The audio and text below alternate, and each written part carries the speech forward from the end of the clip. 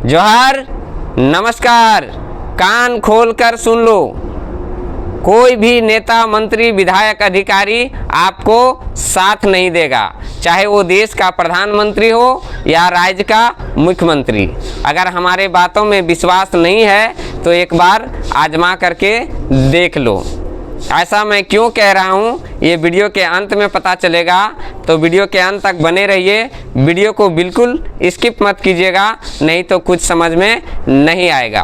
डुमरी विधायक जयराम महतो ने अपने कई भाषणों में कहा है कि कोई भी नेता, मंत्री, विधायक, अधिकारी आपको तब तक साथ नहीं देगा जब तक कि आप खुद लड़ने के लिए तैयार नहीं रहेंगे।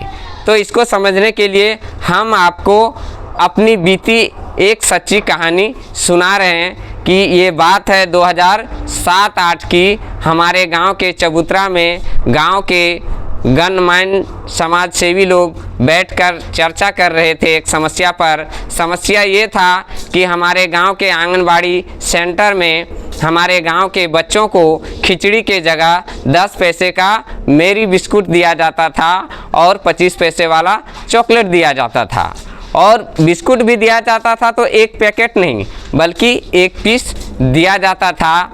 तो गांव के लोग चर्चा कर रहे थे इसी समस्या पर कि इस पर गांव वालों को एक्शन लेना चाहिए कि सेविका मनमाने ढंग से सेंटर को चला रही है, समय पर सेंटर भी नहीं आती है, जबकि हम लोगों को पता है कि सरकार ने सारा सुविधा दिया हुआ है। बच्चों को खाने के लिए थाली भी दिया है सेंटर को, लेकिन हमारे बच्चे घर से थाली लेकर जाते हैं और सेविका मैडम खिचड़ी के जगह हमारे बच्चों को 10 पैसे वाला मेरी बिस्कुट रोज़ दे करके भेजती है और रोज़ 25 बच्चों का अटेंडेंस बनाती है, जबकि सेंटर में मात्र 5 बच्चे ही रहते हैं। तो उसको तो और अच्छा से खिलाना चाहिए था पौष्टिक भोजन, ताकि गांव वाले खुश हो जाते। लेकिन गांव वाले सेविका के मनमानी रवैये से नाराज़ थे, तो लोगों ने कहा कि इस पर एक्शन लेना चाहिए।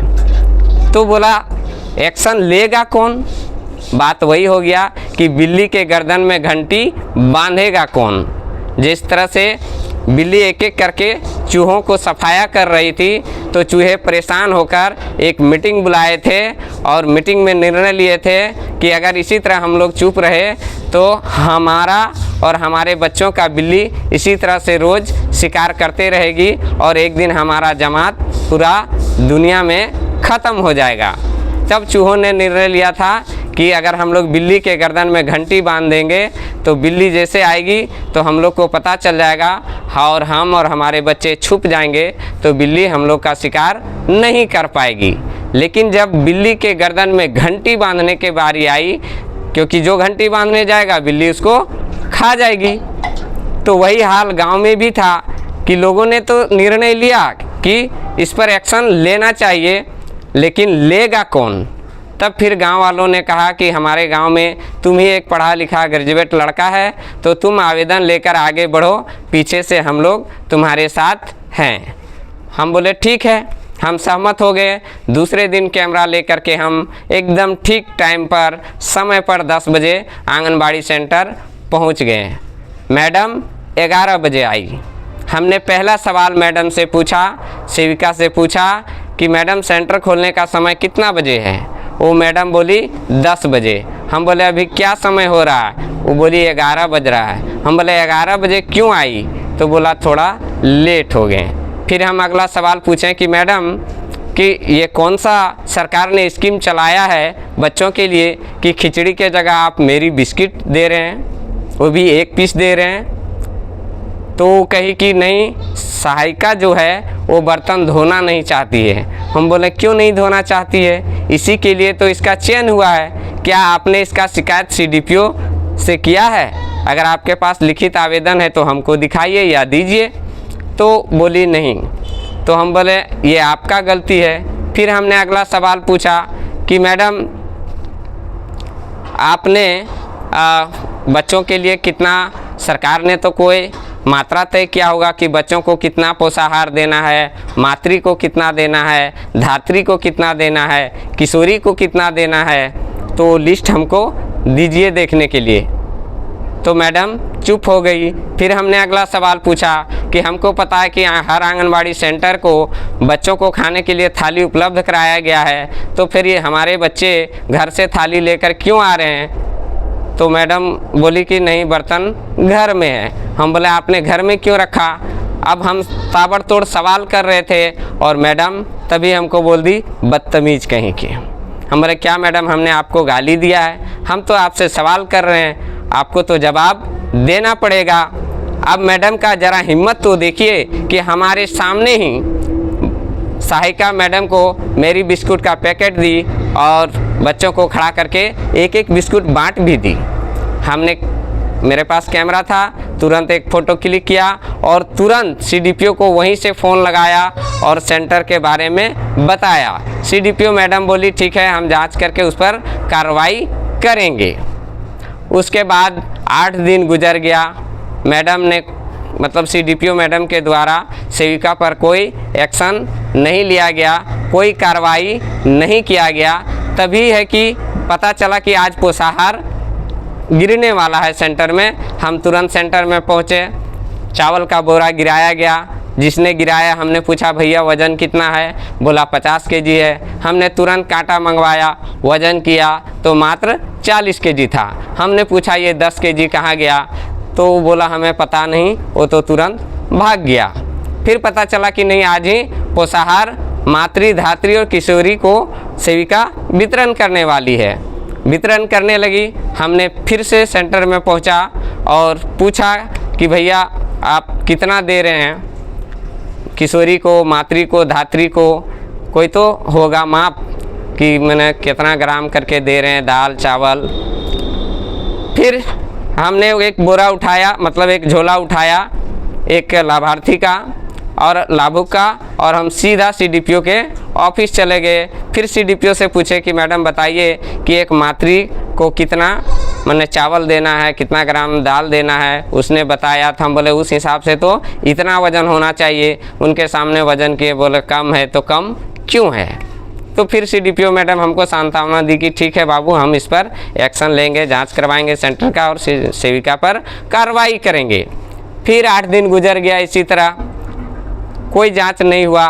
तब हमने एक पब्लिक पिटीशन बनाया और फिर सीडीपीओ के दरवाजे में पहुंचा और मैडम से निवेदन किया कि देखिए मैडम, आप हमको बच्चा समझ रहे हैं, हम 5 फीट का आदमी हैं, जबान मेरा 10 फीट का है, आप हम लोग के बातों पर केयर नहीं कर रहे हैं, ध्यान नहीं दे रहे हैं। तो बोली नहीं बाबू, हम कार्रवाई करेंगे। लेकिन फिर 8 दिन गुजर गया, कोई कार्रवाई नहीं हुआ।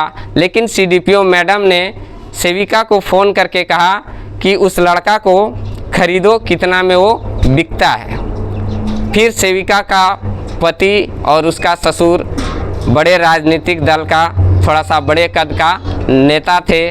वो लोग आए हमारे गांव में, मेरे से बात किया, बोला क्या लगाया है बाबू, तुम ले लो 10,000। हम बोले नहीं, हमको पैसा नहीं चाहिए, हम तो कहते हैं कि आप नियमावली काम कीजिए। बोला अगर तुम नहीं मानोगे तो फिर हम तुम्हारे ऊपर एफआईआर दर्ज करवाएंगे। अब एफआईआर के नाम से जो हमारे पीछे गांव के लोग थे, सपोर्ट कर रहे थे, पहले तो गांव वाला बोला नहीं ये लड़का सही काम कर रहा है, इसका साथ देना चाहिए। जैसे एफआईआर की बात आई, गांव वाले भाग गए। अब मैदान में हम अकेले बच गए। अब आन बान शान की लड़ाई थी कि अगर हम यहाँ छोड़ देते हैं तो फिर ये हमको उदाहरण देते रहेगी। कल दिन कोई भी आदमी बोलने के लिए सेंटर में आएगा तो कहेगा वो इतना पढ़ा लिखा, कानून का जानकार, कानूनी बतिया रहा था, उसका तो हवा निकल गया, अब तुम किधर से आया है? तो हम बोले नहीं, अब हमको आगे बढ़ना चाहिए। अब हम अकेला पड़ गए हैं। अब हमने सीधा सोचा कि अब डीसी से मिलेंगे। तो डीसी से मिलने के लिए गिरिडीह जा रहे थे। तभी गिरिडीह बस स्टैंड से पीछे सर्किट हाउस है, वहाँ काफ़ी लोगों का भीड़ लगा हुआ था। तो गाड़ी रुकी, हमने पूछा भैया भीड़ किस चीज़ का है? तो बोला नहीं, कोई नेता आया हुआ है। तो हमने इस समस्या को जितने राजनीतिक दल के नेता लोग थे, जेएमएम, आजसू, बीजेपी, सभी नेताओं को भी मैंने अवगत कराया था कि हमारे यहाँ इस तरह का समस्या है, सबको लिखित आवेदन भी दिया था, लेकिन कोई नेता इस पर एक्शन नहीं लिया था, ना स्थानीय विधायक वो एक्शन लिया था। अब क्या हुआ, तो जब हम वहाँ पे सर्किट हाउस में उतरे तो पता चला नहीं, तमाड़ के विधायक रमेश सिंह मुंडा हैं, जो आज इस दुनिया में नहीं है, उसका पुत्र विकास सिंह मुंडा है। तो हम उनको दिखाएं कि सर मेरा साथ ऐसा ऐसा समस्या है, मेरे पास हमने सीडीपीओ को लिखित मौखिक और सबूत देने के बाद भी वो कोई कार्रवाई नहीं कर रही है। तो वो फ़ोटो दिए जो बिस्कुट बांट रही थी सहायिका, एक एक पीस करके खड़ा करके बच्चों को, वो फ़ोटो हम क्लिक किए थे। अब उसको दिए जैसे आवेदन और सारा सबूत, उन्होंने तुरंत डीसी को फ़ोन किया मेरे सामने, डीसी तुरंत फ़ोन किया सीडीपीओ को, और सीडीपीओ तुरंत हमको फ़ोन की कि बाबू तुम कहाँ हैं, हम तुमसे मिलना चाहते हैं। कहाँ मिलिएगा, तो बोल नहीं श्री राम प्लाजा धनबाद में कल। हम बोले ठीक है। हम कल फिर चल गए श्री राम प्लाजा धनबाद में, और वहाँ क्या हुआ कि टेबल में बैठते के साथ मैडम ने 10,000 का गड्डी रखा। हम बोले ये क्या है मैडम? मैडम बोली मेरा तुम्हारा मुलाकात का पहला तोहफा है बाबू, इसे कबूल कर लो। हमने कहा कि हम वो इंसान नहीं हैं जो चंद रुपयों में अपना ईमान बेच देंगे, हम तो आपको नियमावली काम करने बोले थे। सरकार आपको 60-70 हज़ार पेमेंट देती है, गाड़ी दिया है, ड्राइवर दिया है, बंगला दिया है, सब कुछ दिया है, फिर आप बच्चों का आहार क्यों खाते हैं? तो फिर एक गड्डी रखी 10,000 का। तो हम बोले देखिए मैडम, अगर घूस ही देना चाहते हैं तो हमारे डुमरी प्रखंड में 284 आंगनबाड़ी सेंटर है, और हमको मालूम है कि आप हर आंगनबाड़ी सेंटर से 2,000 रुपया घूस के तौर पर प्रत्येक महीना लेते हैं। तो अगर देना ही चाहते हैं तो 284 गुना 2,000 करेंगे तो कितना हो जाएगा, लगभग 6-6.25 लाख के आसपास होता है। तो उसका 50% हमको प्रत्येक महीना चाहिए, तभी हम ये पैसा और ये तोहफा हम कबूल करेंगे। बोला बाबू तुम अपना आवेदन वापस ले लो। बोले नहीं मैडम, आपने जो काम किया है उसका सज़ा आपको भुगतना पड़ेगा। अगर हम आपको लाठी से मारते तो आप चोटिल होते, हम पर FIR दर्ज करा देते, लेकिन आपको हमने कलम से मारा है तो आपको ज़िंदगी भर मेरा चेहरा याद रहेगा।